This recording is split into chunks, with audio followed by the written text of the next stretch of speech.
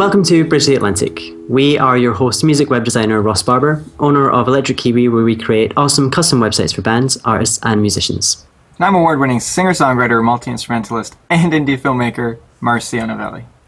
This week, we're excited to welcome internationally renowned celebrity vocal coach, teacher, performer, and award-winning songwriter, Wendy Parr, to the show.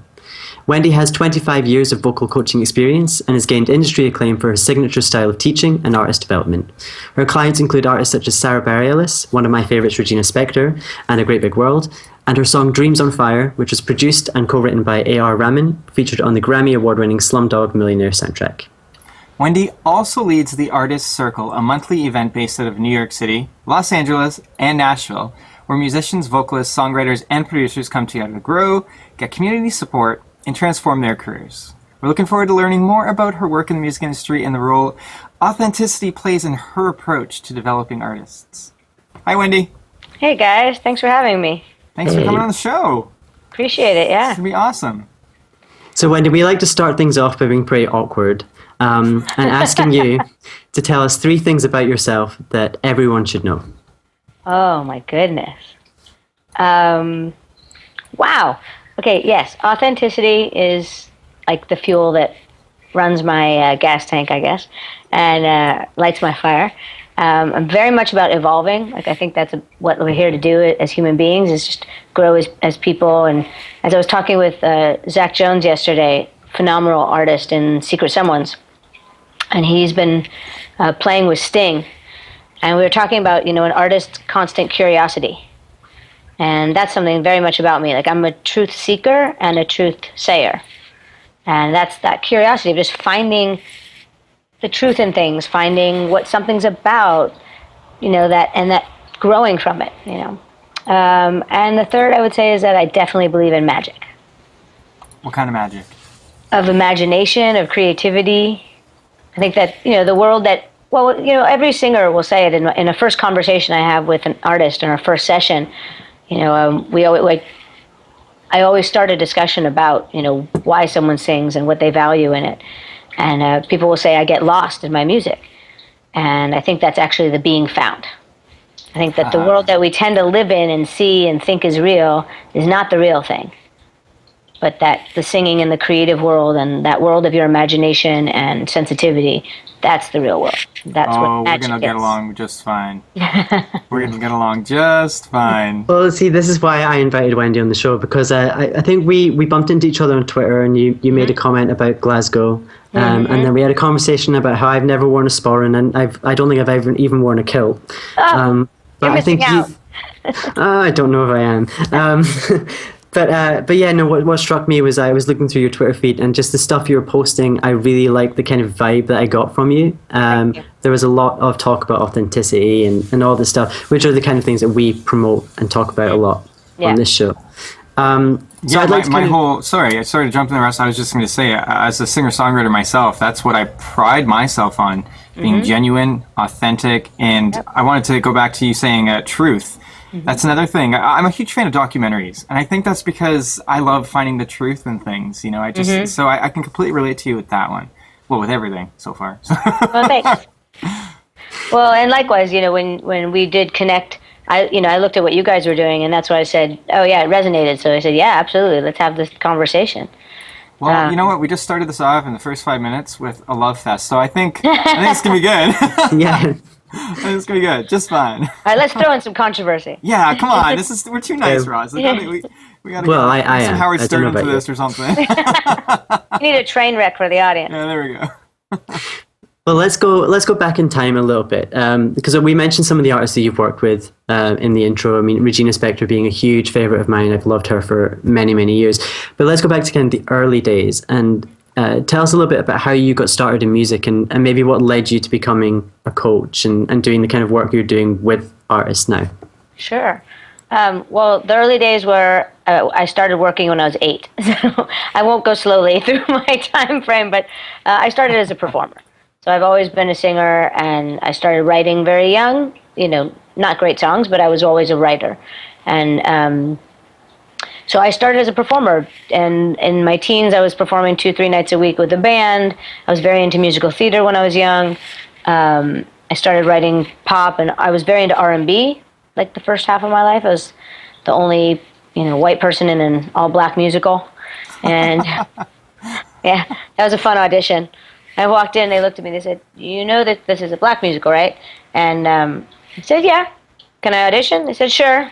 I sang, and they said, "Can you start on Monday?" I love that. Yeah, it was fun. I'm a huge fan. I love gospel music. I love polyrhythms. I like soul. And, again, go back to the word authenticity. Like, I love when, your heart is exposed and it's out there. And I think that gospel and spiritually based music, Kawali music is like that. Music that is really, and anything can be. I mean, pop music. Passionate, maybe? Is that what you say? Like, absolutely. Yeah. Absolutely. So when I started at NYU, I was an actor, studying acting at NYU. And that's when I first started helping. Like, my friends would be doing something musical, and they'd say, "Hey, can you help us? Like, we're singing. Can you help us do something with singing? Can you help us with some harmonies or arrangements?" So I started doing it just for fun with, like, Michael Black was in a comedy troupe there. And then I came back to LA, and my coach invited me to teach at his studio. And I said, "I don't know how to teach." He said, "Sure you do. You know how you developed, and we developed your voice. You can help other artists while you're working on your own career." And that's how it started. So I was 20 years old. I started coaching. Had no idea that this would be my passion and my vocation. And I really created a life and a career that didn't exist. Really the old-fashioned way. I apprenticed, right? I was a student to my coach, and then I became a coach and developed my own style. And really the perspective came from, in my youth, I was very passionate and very, let's say, authentic and genuine. And then I'd say in my teens and somewhere a little later, I lost that. And it really became about being a good student. And I used to travel with my coach, and I would be his example. So I would go to his master classes, and I'd be the singer that he pointed to say, "This is a great voice, and this is a great blended voice," and blah blah blah blah. And I started getting the wrong idea that I had to be good all the time. And I had to be perfect all the time. And I turned around, and at one point it was like, I sound terrible, and I'm not having any fun anymore. Where did I go wrong? And then had to start putting it back together to find the fun in music again and my heart in the music again. And that led me really to, how I teach and what I value and how I want to help other people not get lost down that path and bring them back. Wow, that's beautiful. Awesome. It reminds me of a quote I read on your website. I can't remember the exact quote, but it was something, "Authenticity is better than perfection," along those lines. Oh, I love that. Oh, As a self-proclaimed perfectionist, yes. Yeah. I love that. Well, I think, authenticity and being genuine is absolutely way more interesting than perfection. I mean, perfection is ultimately boring. Mm-hmm. It takes all your fun and takes your risk-taking out, right? So, and in a simplified way, if you're trying to be perfect, you're trying to be one thing. So you're depriving yourself and everyone of 99.9% of your personality. So again, Absolutely. It's like, if I said to you, "Hey, spend the rest of the today, you got to look good." Just like, look good. How would you feel? You're going to be stressed out. You're going to be really self-conscious. So you're going to be trying to be that one thing. So you can't be goofy, and you can't be silly, and you can't be sexy, and you can't be anything that you actually are, because you're trying to be this one thing. And it's also somewhat subjective too. I mean, obviously as a classically trained vocalist, there's a way to sing, but it's also subjective. Some people hate that sound. Completely. People can't stand it, you know what I mean? Well, there is no actual perfection. Exactly. There's no such thing. But everyone has an idea of what it is. And then what you're really trying to do is find out how to be perfect. And let's say you got 10 people in the audience, you got 60,000. I have to be, whose version of perfect? Ha ha ha ha, exactly. Some of my favorite vocalists that lead some of my favorite bands are by far not the best singers at all. Absolutely. But there's a passion. I always go back to, I'm sorry, Jeff, but Jeff Rickley. Speaks of a great singer. Yes, Jeff Rickley from Thursday. Oh my God, the passion that guy. We actually had a guest on that I said that Thursday was one of my favorite bands, and he just destroyed my heart because he just said, "Oh, the guy can't sing, blah, blah, blah." And I defended it, saying, "Yeah, but there's passion there." Right. And that is so much more important than anything, in my opinion, you know. Absolutely. But there's a great value in enhancing your skills so that you can express that passion. Yes, which you more did down the road. more dynamically and more accurately and more effectively. You know, if you've got 4 notes or 10 notes to your name, if you can work them, amazing, but you will be somewhat limited, right? Yeah. Or if there's only, you know, and every singer has their habits, you know. Some singers, like, they'll tend to go down on a melody all the time at the end of a line, or they'll go up, or like, so whatever your habit is, if it's creating a blanket of style, all of your songs will start to sound the same. Right. So if we can undo those and you actually have more choices at your disposal, your writing expands, your performance, your dynamics expand. So again, you have more options to express yourself. I couldn't agree more. Absolutely. Yeah. And being a great singer is, being a great vocalist or having, let's say, a great voice is different than being a great artist. And you don't have to be one or the other to be both, really. Well, I don't know how I just said that. I think you don't need both to be great. No, you don't. Well, ultimately you just got to be a great artist and use whatever you got to do that. Exactly.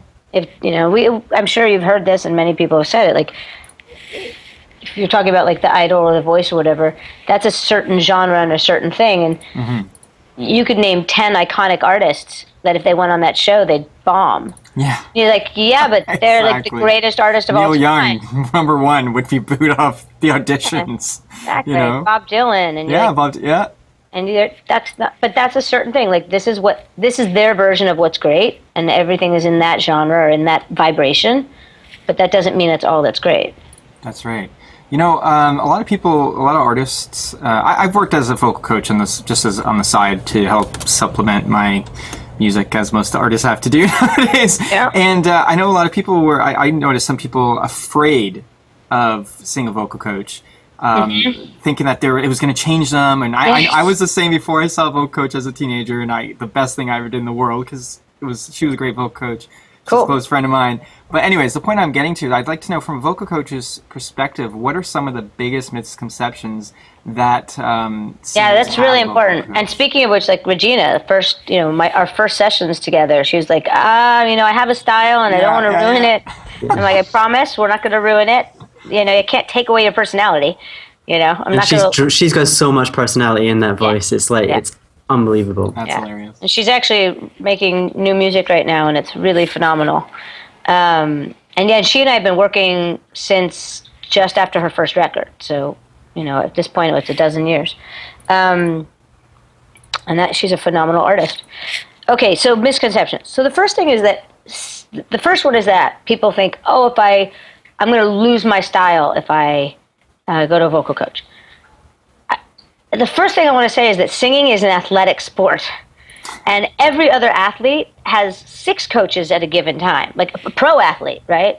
Michael Jordan, one of the greatest basketball players of all time, to the day he retired had, a main head coach, an offensive coach, a defensive coach, a free throwing coach. Like, there's many coaches, right? And this is one of the greatest basketball players of all time. He was always practicing. He was always working on his game, mental, spiritual, and physical. And singing is an athletic sport. So you could think of it in that sense of, I'm having a trainer who's going to keep me in shape, especially when, before a tour, you have to, you're talking about the playoffs. I love that. I love this. I like basketball. Apparently. So you need to be in shape. Off season, you don't want to fall apart though. Like, you don't want to have to give yourself a long road back into shape. So for that reason, number one is you could think of it as a personal trainer in that sense, of someone who's really helping you keep in shape and grow and develop. If you think again as an artist, like having an outside eye that can help you, who doesn't have a producer? What actor doesn't have a director? Like someone to help. Hey, I've got tools. And an acting coach. And an acting coach, exactly. So there's that. A lot of people are afraid they'll lose their style. Now, what's really important, though, is that you find a coach that doesn't do that, because there are plenty of coaches, and every person who walks in my door, and including myself, has, a bad vocal coach story. Someone who made them feel really small, or someone who actually hurt their voice. And you will find out in one session with somebody if they can help you. You should know that in an hour. You should have a glimpse of, I see what we can do together, and now it's going to be a process to make that the consistent way I sing, or there's my goal, and I saw it. I had the experience. But if you ever, if you feel diminished by, or in general, anyone I think who's serving other people, if they ever make you feel like you need them, you don't. You don't. I like that. You're there. I'm at somebody's service. I'm here to help every artist be their best, to accomplish the goals they have, not my agenda. I mean, I have my philosophy, and I'm going to share it in terms of helping someone be authentic, helping someone be their best version. But I'm here to help someone be them. And that's actually a comment that a client I work with said to me after a few sessions. He said, I've been to a few coaches, and you were the only one that basically came to me, like moved in my direction, said, oh, I see what you want. Let me help you get what you want. Nice. Whereas he said other coaches I found, like all their clients sounded like them or sounded a certain way. And I'm like, direct them to be a certain sound that they think is the right way of singing. Yes. Yeah. And that's not what I'm about. I'm about helping each individual curate a fulfilling life as an artist, and that's being them and what fulfills them. Well, speaking of artists, tell us a little bit about the Artist Circle and how our viewers and listeners can get involved. Yeah. So the Artist Circle, it's had a few versions of it, and it has evolved into what it is now, and I'm really excited about it. Basically, I'm such a resource for so many people. Like I connect a lot of people, writers and producers. I'm a support system for people, and I have amazing people that I work with, so many. And I was thinking, I don't have to be everybody's only resource. And everyone's going through the same process. They just don't know it because they see me one-on-one, right? And then I do workshops, and I travel and do workshops, and then I leave, right? So the Artist Circle, it's a monthly event in New York and LA, and then I bring it into Nashville as well. I've done it in London, done it in New Zealand, but every month it's in New York and LA. And it is best described as life coaching meets a 12-step program for artist development. I like that. So, because you know what life coaching is, you know what a 12-step program is, but there isn't anything like this for artists. Like what I'm doing doesn't exist, so it's a little challenging to describe. It's not a networking event, except people are really creating true relationships. There's a lot of collaboration coming out of it. Artists are writing together, artists are performing together, they're putting tours together, but it's happening out of real relationships they're developing, not show up and hand someone your card or your music and hope something good comes out of it. Yeah. I've been to networking events like that, and it's... I think we all have, and we all hate them. So, yeah. I don't have business. There's no true connection. Like, no, you don't actually get to know somebody. So at these events, there's no performing at all. Nobody's playing music. Everyone can Google everyone later if you want. But basically, every month has a different theme, and I cover different topics that I do privately as well. But it's enhanced. Sometimes we're watching a TED Talk. Sometimes we're doing a meditation. I facilitate questions and conversations, and everybody within the event is talking to each other about it. So people are sharing their experiences, their insights to one another. And then we do group discussion, and we do little breakout discussions. Everybody gets telephone numbers from a couple different people, and they check in once a week. They just have someone to check in with. How are you doing? What's going on? It really helps with a support system, helps with accountability, keeps you motivated. There's someone. It's like going to therapy. That's part of it is accountability to make sure you're on the right path. Yeah, that's right. I like this. Yeah, there is career planning. So some of it is about setting your goals and setting timelines, and then again, like having everybody in that room can help other people in the room. And having that not just with information but resources and skills and talents. There's someone in the room writing their first song, and there's a 5-time Grammy winner in the room. Oh, wow. Mm-hmm. And they've all told me, which is the best part, is they're all benefiting from it. They're inspired, they're motivated, they're getting a different point of view. And so it's exciting. I'm excited about what I'm offering. I'm excited about what people are telling me they're getting out of it. And it's growing, and it's all by invitation and referral, so you can request a membership. Artists are bringing other artists in, and it's just been growing. I started it about or exactly a year ago, Are you ready for 20 questions? Oh my gosh, okay. Coffee or tea? Yeah. Oh, and we're getting started. Coffee or tea? Coffee or tea? Tea. Meat or veggies? Veggies, once in a blue moon, meat. Okay, good to hear. TV or Netflix? Netflix. Twitter or Facebook? Ooh.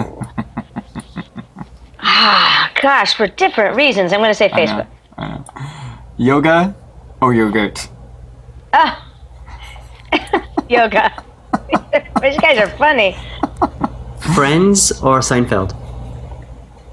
Ross is still living in the 90s, by the way. Sorry, your answer is Seinfeld? Because I kind of cut you off there. Ross is in the 90s. He's actually, yeah, like, I think we brought him through time. I'm not even sorry. No.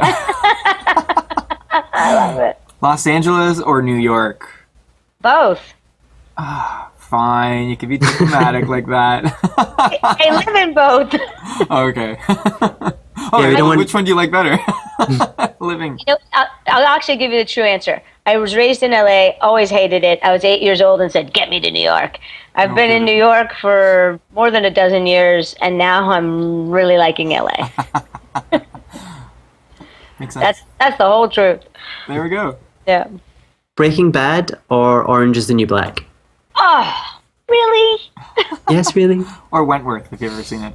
I haven't seen Wentworth. Oh, go watch it. Is that UK? No, that's actually Australia.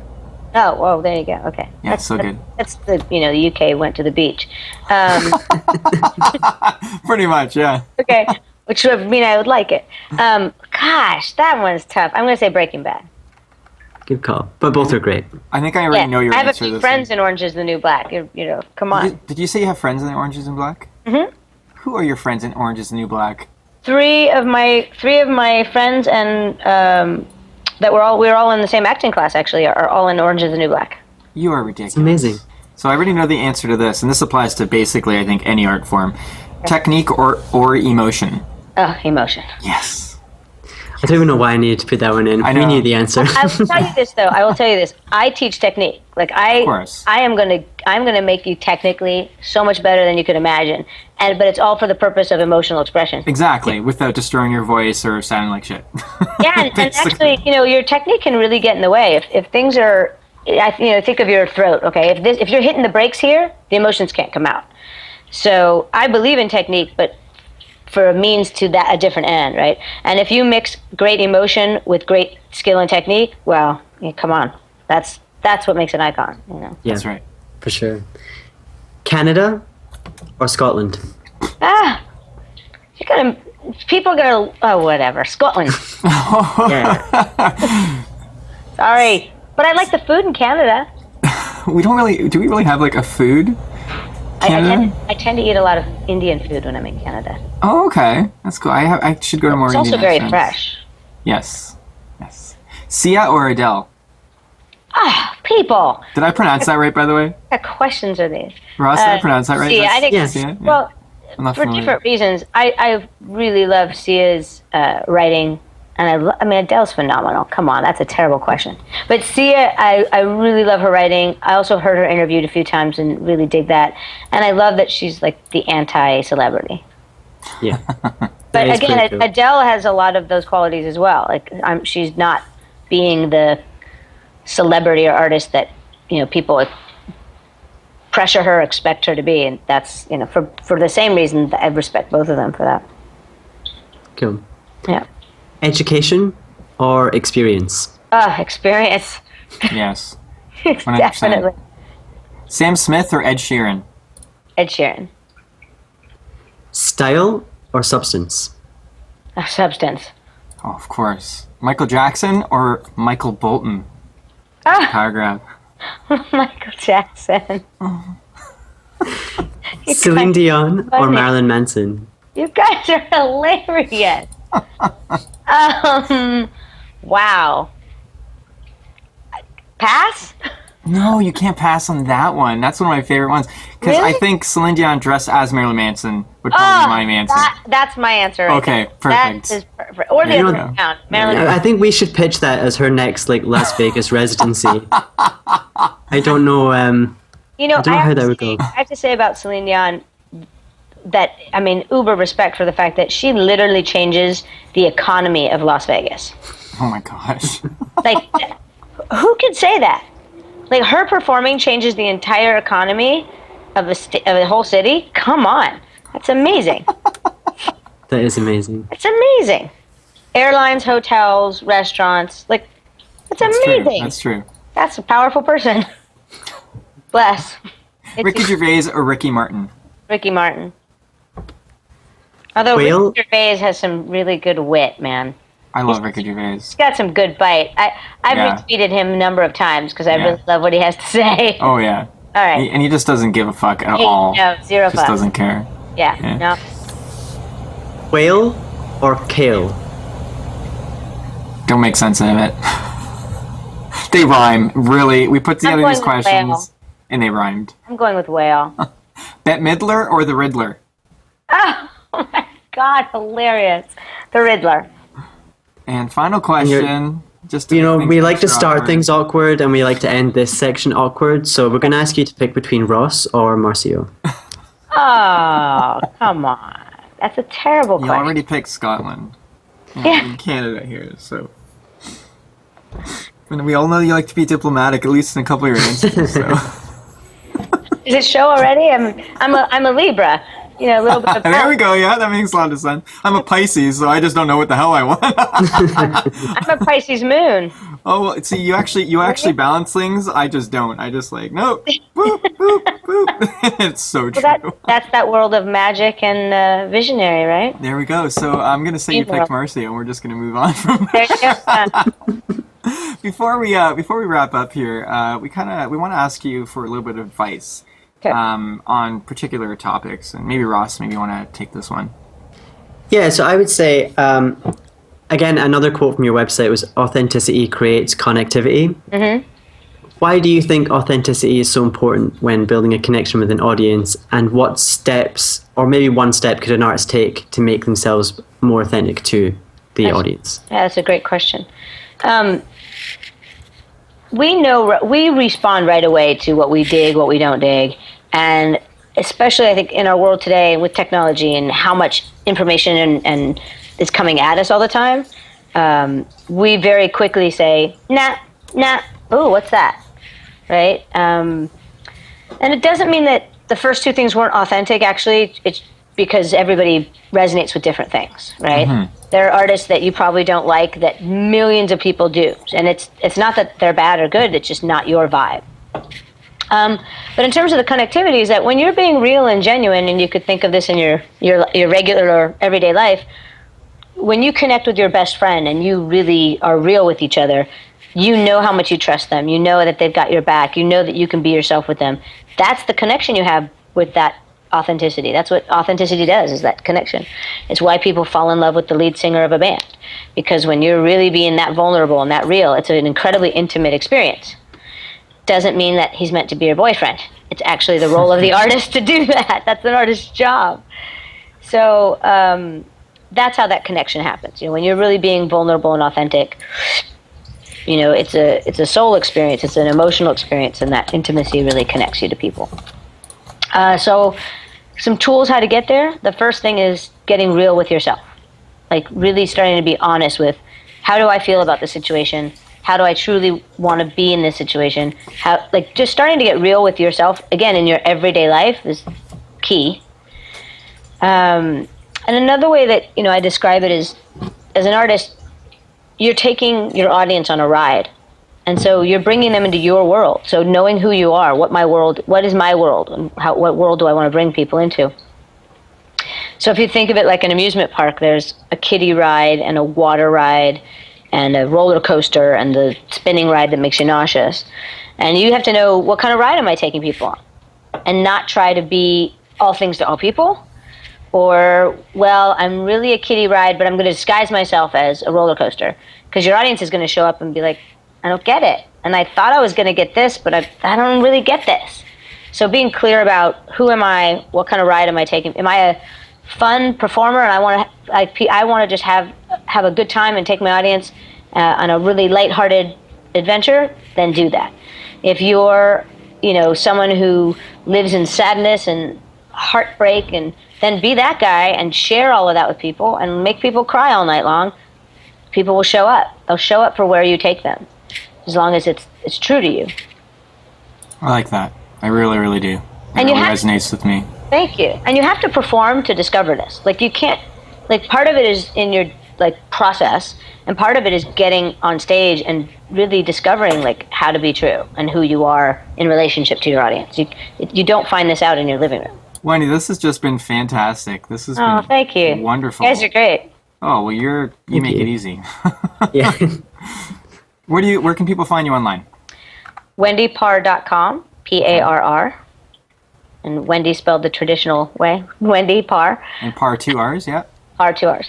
And everything is on there. I've got follow me on Instagram. I love taking photos, and so I do a lot. And for some reason, I think what I have to say is important, so I share a lot.